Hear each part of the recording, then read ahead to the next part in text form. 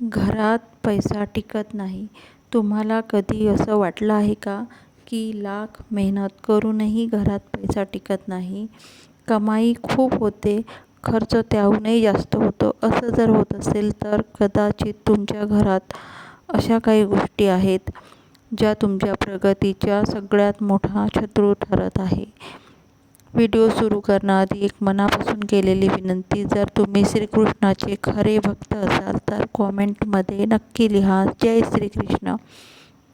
कारण जेव्हा श्रद्धा आणि विश्वास एकत्र असतो तेव्हा प्रत्येक अडचण सोपी होते. मित्रांनो, वास्तुशास्त्र फक्त विटा आणि दगडांनी बनत नाही. ते विटा आणि दगडाची गोष्ट करत नाही. ते बोलते ऊर्जेची, स्पंदनाची आणि जीवनाच्या दिशेची. घरात ठेवलेली एक छोटीशी वस्तू देखील तुमचं नशीब बनवू शकते किंवा पूर्णपणे बिघडवू शकते. आता थोडं विचार करा. तुम्हाला नेहमी असं वाटत असेल की उगाच घरात तणाव आहे, पैसा येतो पण एखाद्या छिद्रातून वाळूसारखा निसटून जातो. इतर लोक प्रगती करत आहेत आणि तुम्ही तिथेच थांबलेले आहेत. तर आता सावध व्हा, कारण हे सगळं कदाचित तुमच्या घरात लपून बसलेल्या 10 मोठ्या वास्तुदोषांमुळे होत असेल आणि तुम्हाला त्याची कल्पनाही नसेल. वास्तुशास्त्र सांगतं की प्रत्येक वस्तू जरी ती निर्जीव असली तरीही काहीतरी ऊर्जा घेऊन येते आणि जर ती ऊर्जा नकारात्मक असेल तर ती केवळ तुमच्या पैशाला नाही तर तुमच्या शांततेला, तब्येतीला आणि यशालाही हळूहळू संपवते. पण काळजी करू नका. आज मी तुम्हाला अशा 10 गोष्टींबद्दल सांगणार आहे ज्या जर आजच तुम्ही तुमच्या घरातून काढून टाकल्या तर विश्वास ठेवा, तुम्हाला श्रीमंत होण्यापासून कोणीही थांबवू शकणार नाही.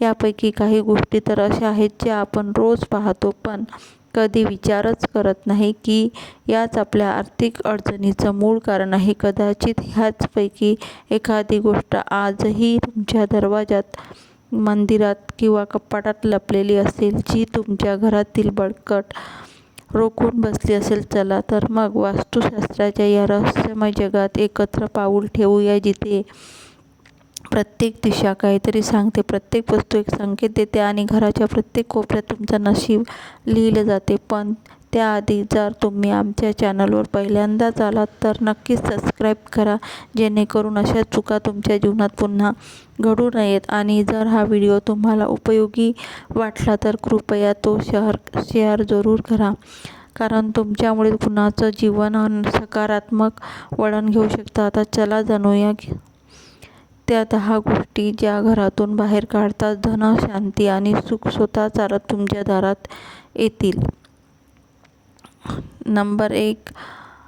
मित्रांनो, आता आपण बोलणार आहोत अशा एका चुकीबद्दल जी लोक अनेकदा करतात आणि ज्याचा थेट परिणाम त्याच्या नशिबावर, शांततेवर आणि समृद्धीवर होतो. ती चूक म्हणजे देवदेवतांच्या भग्न मूर्ती किंवा फाटलेल्या प्रतिमा घरात जपून ठेवणं. अनेक वेळा पूजेदरम्यान मूर्ती तडकते किंवा फोटोचे कोपरे फाटतात आणि आपली भावना त्याच्याशी जोडलेली असते. त्यामुळे आपण ती फेकणं पाप समजतो. पण तुम्हाला माहिती आहे का, वास्तुशास्त्रानुसार हे पाप नाही तर एक मोठा दोष आहे जो तुमच्या प्रगतीपुढे एक मोठा अडथळा उभा करू शकते. भग्न मूर्ती किंवा फाटलेल्या प्रतिमा घरात ठेवल्यामुळे एक हळूहळू पसरणारी पण तीव्र नकारात्मक ऊर्जा निर्माण होते. ती ऊर्जा केवळ तुमचं धनच वाढवत नाही तर मानसिक तणाव, वादविवाद आणि घरातली अशांती देखील वाढवते. म्हणून माझी तुमच्याकडे प्रार्थना आहे, अशा पवित्र वस्तू जर भग्न किंवा जुनी झाल्या असतील तर त्या एखाद्या पवित्र नदीत विसर्जित करा. नदीमध्ये विसर्जित करून किंवा मंदिरामध्ये नेऊन नम्रपणे विदाई करा. पण अशा वस्तू घरात अजिबात ठेवू नका. आणखी एक गोष्ट, आजकाल अनेक लोक अशा देवतांच्या चित्रांचा वापर करतात जे पारंपरिक स्वरूपाचे नसतात, जसं की चिलम ओढणारे शिवाजी किंवा अतिशय विकराळ स्वरूपातील भैरव. अशा चित्रांचा जरी ते कला म्हणून का होईना तर ऊर्जेवर तीव्र परिणाम करते, कारण प्रत्येक चित्र एक भावना प्रकट करतं आणि विकराळता किंवा रागदर्शक छायाचित्र घरातील सौम्यता आणि लक्ष्मीला दूर करतात. हे लक्षात ठेवा, जेव्हा देवता घरात असतात तेव्हा त्यांचं स्थान, संख्या आणि स्वरूप सगळं वास्तूनुसार संतुलित असतं. कारण पूजनीय गोष्टी जर अशुद्ध किंवा असंतुलनीय असतील तर कृपेच्या जागी विपत्ती येते. म्हणून आजच घरात पहा, कुठे फाटलेली प्रतिमा, भग्न मूर्ती किंवा विक्राळ चित्र ठेवलेलं आहे का? जर हो तर हाच आहे तुमच्या आर्थिक नुकसानीचा पहिला टप्पा आणि हे हटवल्यानंतर तुम्ही चमत्कारिक फरक अनुभवाल. लक्षात ठेवा, शुद्धता फक्त मनात नको, ती घराच्या भिंतीमध्ये आणि कोपऱ्यामध्येही असावी लागते. तेव्हाच लक्ष्मी मातेचा वास होतो. नंबर 2, वास्तुशास्त्र आपल्याला शिकवते की आपलं घर किंवा ऑफिस हे फक्त विटा दगडाची रचना नसून ते आपल्या ऊर्जा केंद्राचं प्रतिबिंब असतं. म्हणून जेव्हा आपण तिथे एखाद्या गोष्टीचं चित्र लावतो तेव्हा त्यासोबत त्या गोष्टीची ऊर्जा आपल्याही जीवनात प्रवेश करते. साप, गाढव, घुबड, डुक्कर, वंध्य मादी, वटवाघूळ, गिधाड, कबूतर किंवा कावळा हे जरी निसर्गाचा भाग असले तरी त्याची चित्र आपल्या सभोवताल नकारात्मक आणि हिंसक ऊर्जा निर्माण करू शकतात. अशा चित्रांमुळे आपल्या मनात आणि घराच्या वातावरणात अशांती आणि तणाव वाढतो. म्हणून तुमचं घर शांतता, प्रेम आणि सकारात्मक ऊर्जेनं भरलेलं ठेवण्यासाठी अशा चित्रांपासून दूर राहणं हा शहाणपणाचा मार्ग आहे. कोणाकडून रुमाल गिफ्ट म्हणून घेऊ नका. दुसऱ्याला आपला रुमालही देऊ नका वापरायला. तुमच्यासाठी ते नुकसानदायक ठरू शकते.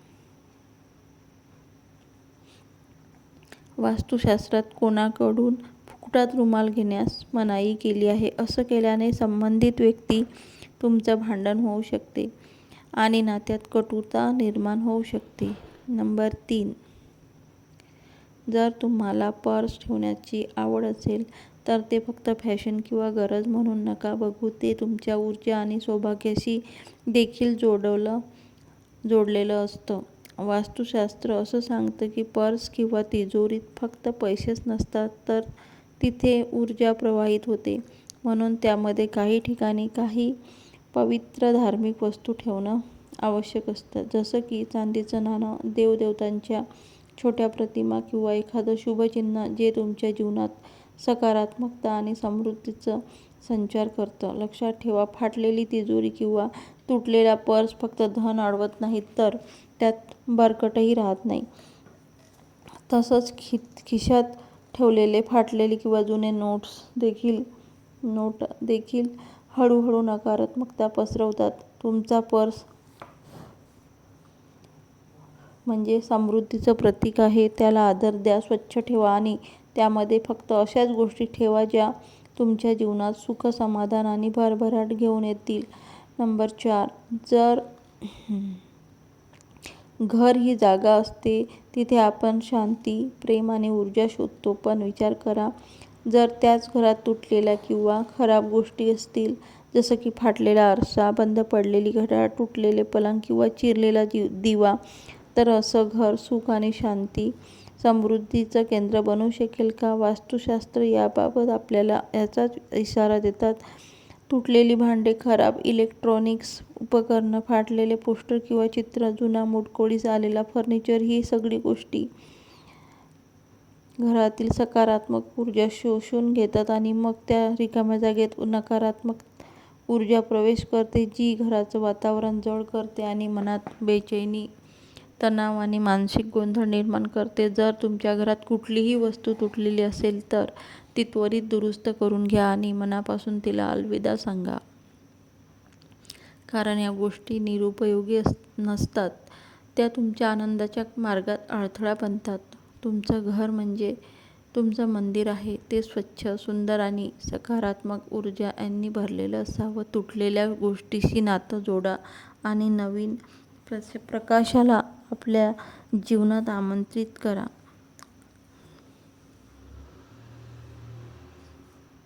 नंबर 5, पूजाघर ही एक अशी जागा आहे जिथे आत्मा शांतता अनुभवते, जिथे प्रत्येक सकाळची सुरुवात आरतीच्या मधुर ध्वनीने आणि दिव्याच्या प्रकाशाने होते आणि पवित्र जागेत एक स्थान असतं पूजेचं, कलश. पण तुम्हाला माहीत आहे का, हा कलश रिकामा ठेवणं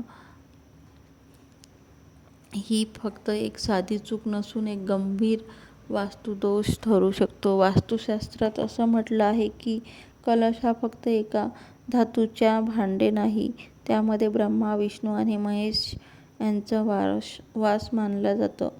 जेव्हा हा कलश रिकामा असतो तेव्हा असं समजलं जातं की आपण त्या दिव्य शक्तीचं आमंत्रण तर दिलं, पण त्यांना सन्मान दिला नाही. कलश हा व्यक्तीच्या जीवनाशी जोडलेला असतो. त्यात भरलेलं पाणी केवळ वातावरण शुद्ध करत नाही, तर ऊर्जेचा प्रवाहही संतुलित ठेवते.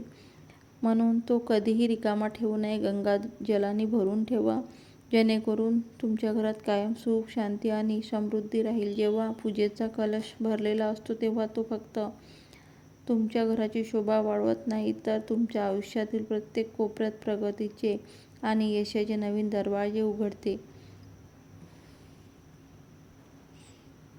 म्हणून चला, श्रद्धा आणि भक्तीने भरलेल्या आपल्या पूजाघराला पूर्ण करा आणि कलश रिकामा नाही, तर दिव्यता आणि सकारात्मकतेने पूर्ण ठेवा.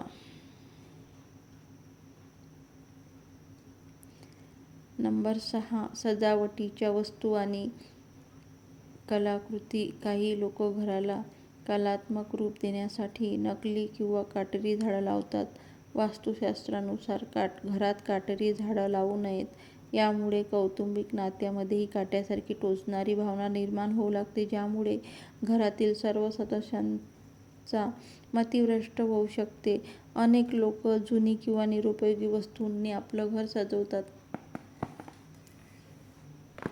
पण असं करणं योग्य मानलं जात नाही. अशा वस्तू घरात नकारात्मकता वाढवते. वास्तुशास्त्रानुसार जेव्हा घरात नकारात्मक ऊर्जा वाढते तेव्हा त्याच्यासोबत आरोग्याशी संबंधित समस्या देखील उद्भवू शकतात. जर कलाकृतीच्या नावाखाली अशा काही गोष्टी किंवा पेंटिंग्स असतील ज्यामध्ये सुकलेली झाडं-झुडपं, मानवविरहित उजाड शहर, विघटित घर यांचा समावेश असेल तर जरी त्या कलात्मक मानल्या गेल्या तरी वास्तुशास्त्रानुसार या सर्व गोष्टी नकारात्मक ऊर्जा निर्माण करतात. नंबर 7, मित्रांनो, आपलं घर फक्त विटा आणि सिमेंटचं नसतं, ते आपल्या भावना, ऊर्जा आणि प्रेमाचं केंद्र असतं. पण अनेकदा आपण अनावधाने स्वतःच्या घरात नकारात्मकता पसरवतो आणि त्यामागे काही अशा वस्तू असतात ज्या आपण अस्वस्थपणे दुर्लक्ष करतो. कधी-कधी लक्षात आलं असेल की औषध घरात इथं तिथं पडलेली असतात, कुठे टॉयलेट क्लीनर उघडा पडलेला असतो, तर कुठं शॅम्पू, तेल, कीटकनाशक किंवा मच्छर मारण्याची औषधी टेबलवर किंवा कपाटावर ठेवलेल्या असतात. ही सगळी साधी गोष्टी दिसतात, पण यात असलेले रसायनं घराच्या हवेत विष पसरवू शकतात. याचा परिणाम आपल्याच लोकांच्या आरोग्यावर, मानसिक शांततेवर आणि जीवनातल्या सकारात्मकतेवर होते. वास्तुशास्त्र आणि आरोग्य दोन्ही सांगतात की अशा हानिकारक वस्तूंसाठी घरात एक विशेष आणि सुरक्षित जागा असावी. तुम्ही लाकूड किंवा लोखंडाच्या एका मजबूत बॉक्स बनवा, त्यात सगळ्या वस्तू व्यवस्थित ठेवता येते. ही जागा स्वयंपाकघर, मुलाची खोली किंवा बेडरूम नसावी.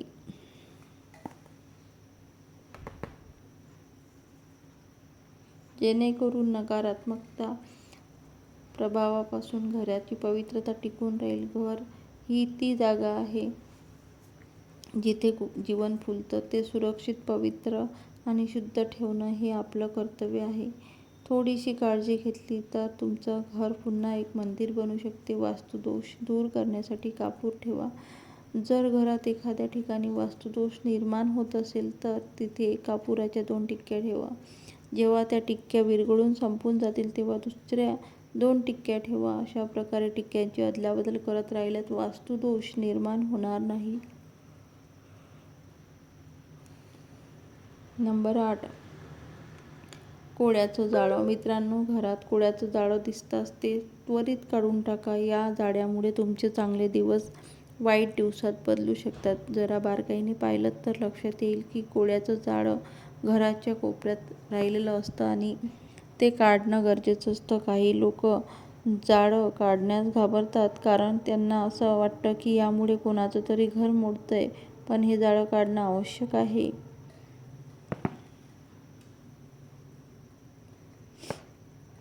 कारण कोळी हे जाळं राहण्यासाठी नाही तर शिकार अडकवण्यासाठी बनवतो, म्हणून हे जाळं असणं अनुचित मानलं जातं. माचीस ही अग्नीचं प्रतीक आहे.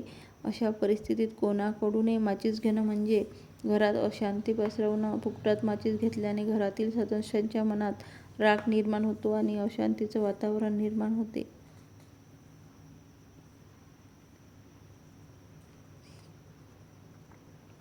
क्रमांक 9. दगड रत्ने.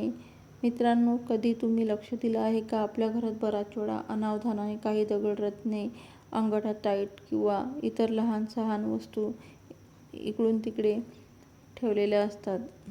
त्यांना आपण विसरून जातो किंवा त्यांच्या महत्त्वाकडे लक्ष देत नाही. पण खरं सांगायचं तर अशा गोष्टी आपल्या जीवनावर खूप मोठा परिणाम करू शकतात. वास्तुशास्त्रात म्हटलं आहे की एक छोटा दगडसुद्धा आपलं नशीब बदलू शकते. तो कधी तुमच्यासाठी शुभ असतो तर कधी अपयशाचं कारणसुद्धा ठरू शकतो. जेव्हा हे अनावश्यक आणि अनावधानाने ठेवले गेलेले दगड किंवा टाईट घरात पडून राहतात, तेव्हा त्याची ऊर्जा हळूहळू तुमच्या घराच्या वातावरणात बदल घडवू लागते.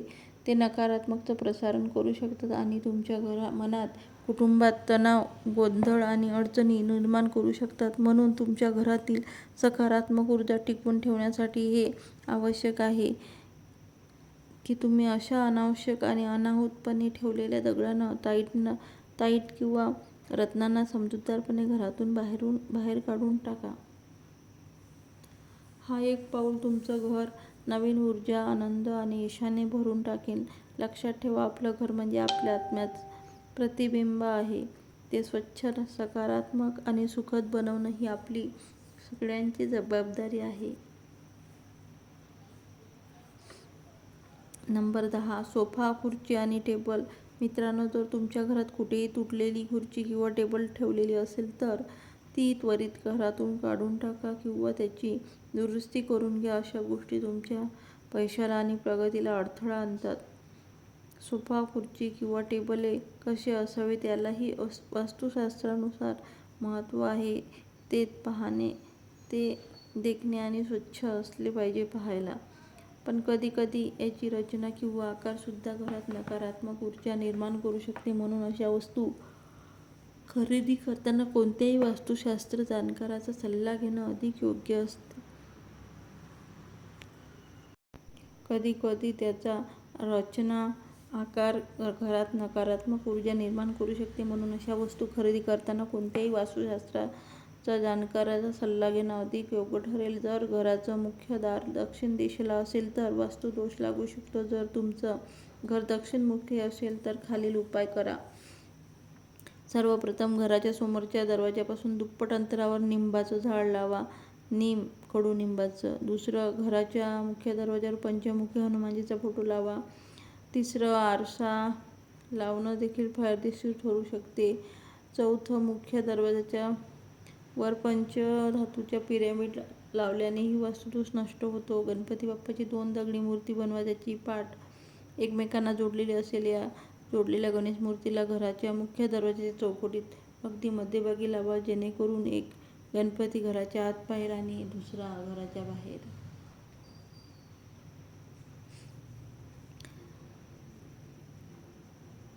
जेव्हा घरात वास्तुदोष पसरतो तेव्हा फक्त भिंती किंवा फर्निचर बदलणं पुरेसं नसतं. त्या घरातील ऊर्जा शुद्ध करणं देखील तितकंच महत्त्वाचं आहे. वास्तुदोष पूर्णपणे दूर करण्यासाठी वेळोवेळी सुंदरकांड किंवा रामचरितमानस याचं पठण केलं पाहिजे.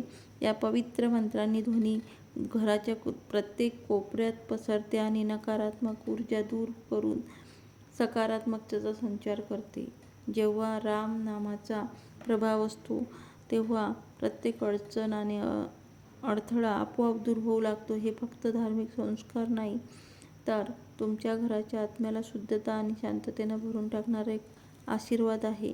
आता बोलूया काही वस्तूंविषयी ज्या वास्तुशास्त्रात अत्यंत संवेदनशील मानल्या जातात आणि ज्या मोफत घेतल्याने तुमच्या आयुष्यात मोठ्या अडचणी येऊ शकतात.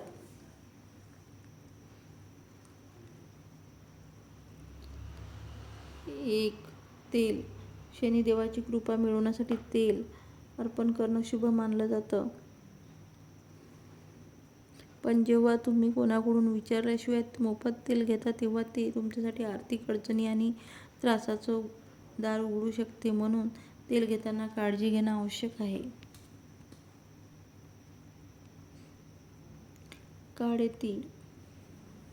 हे छोटेसे काळे तीळ राहू, केतू आणि शनीशी संबंधित असतात. चुकून सुद्धा हे मोफत घेणं किंवा दान म्हणून स्वीकारणं तुमच्या नशिबात मोठ्या अडचणी आणू शकतात. शनीची कठोरता आणि राहू केतूच्या क्लिष्टतेशी तुम्हाला सामना करावा लागतो.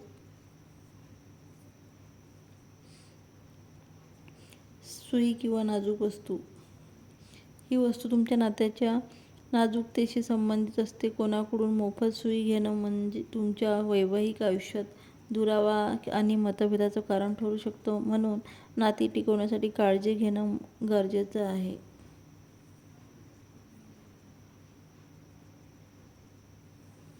लोहा. ही एक कठीण धातू असून शनिदेवाचं प्रतीक मानली जाते. कोणाच्याही परवानगीशिवाय लोहा घेणं म्हणजे तुमच्या घरात गरिबी आणि दरिद्रपणाला आमंत्रण देणं होय. म्हणूनच लोहा नेहमी सन्मान आणि समजूतदारीनेच घ्यावा.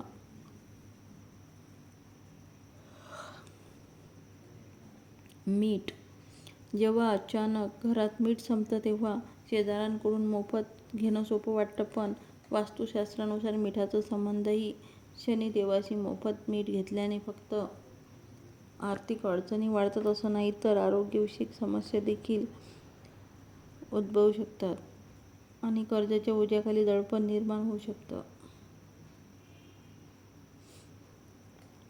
मित्रांनो, या गोष्टी केवळ रिवाज आणि जुन्या परंपरा नाहीत. या तुमचं जीवन अधिक चांगलं बनवण्यासाठी आणि सुख शांती टिकवून ठेवण्यासाठीचे वास्तुशास्त्राचे नियम आहेत. त्यांना समजून घ्या, स्वीकारा आणि तुमचं घर सकारात्मक, शांत आणि समृद्धीनं भरलेलं बनवा.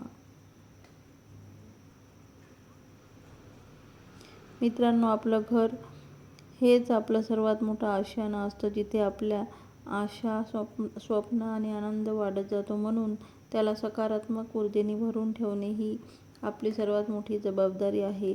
वास्तूचे सोपे पण खोल अर्थाचे नियम आपल्याला हेच शिकवतात की छोट्या छोट्या गोष्टींचा आपल्या आयुष्यावर मोठा परिणाम होतो.